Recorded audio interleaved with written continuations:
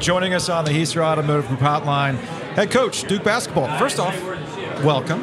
Secondly, congratulations on the new contract. Thank you very much. It's it's an honor to be the coach at Duke, and to have the support from Nina King, President Price, our administration is a big deal, and can't wait for the season. You have won basketball, you know that, right? I do know. Okay, so when I went to like the 15 minutes of open practice we get to see, it was a little weird in that, hey, there's guys at Duke that I remember from last year, which has kind of been a thing as of late, and then also all the freshmen too. Right. So, look, I commended you last year for the ability to have everybody understanding a role. You rolled out different lineups and you won different ways. But with a new group, how do you mix in development for your sophomores along with guys who clearly want to play? Yeah, well, one, I want them to play, and I'm not shying away from the fact that there is some competition, and most teams we've had, there's been competition. It makes you better, it hardens you, and the biggest thing for us is understanding, this season isn't going to be based on stats. Mm-hmm. Like, you can have a big time year, and you may only average a certain amount of points, and that's okay. You can play in the NBA, you can be drafted in the first round, you can do all the things you want to do, but these guys are here because they want to win. If it was about statistics for any of them, or if it was about just being about them, they wouldn't be here. And so I'm lucky that I have a group of people in our all 12 players in the locker room that they want to win. And so I think it really starts there. What are you glad that you know in year 2 that you didn't know in year 1? It's that you can do it.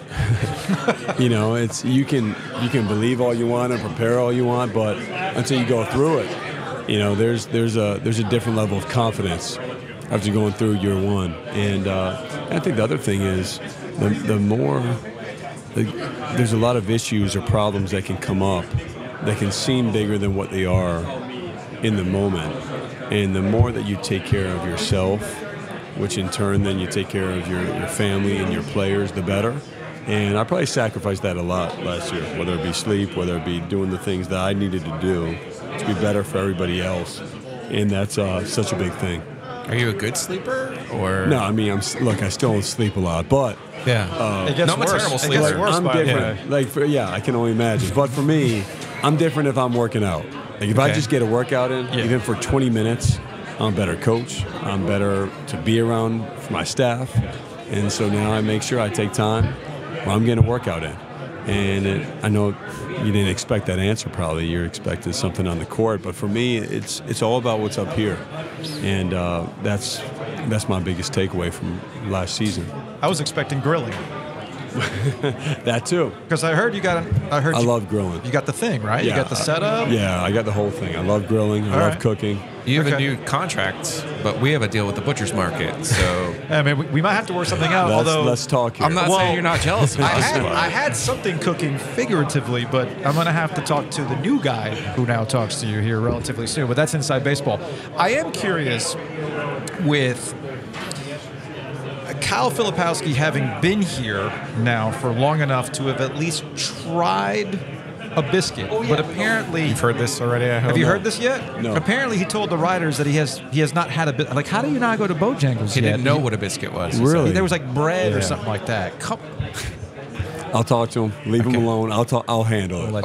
I'll talk to him. And I should be giving this content to Ryan because he's Mr. Big Podcaster now, right? Exactly. Has he hit you with the, hey, coach, I can't make it to practice today. I got this interview scheduled, so if I can show up about 30 minutes late.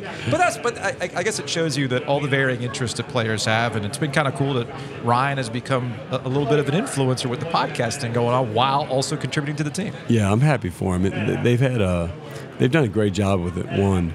And then two, I'm all for anything off the court. If they get excited about it, I want them to do it, just as long as it doesn't impact their focus on, which now they can wear multiple hats and still get the job done on the court. I love it when I'm right.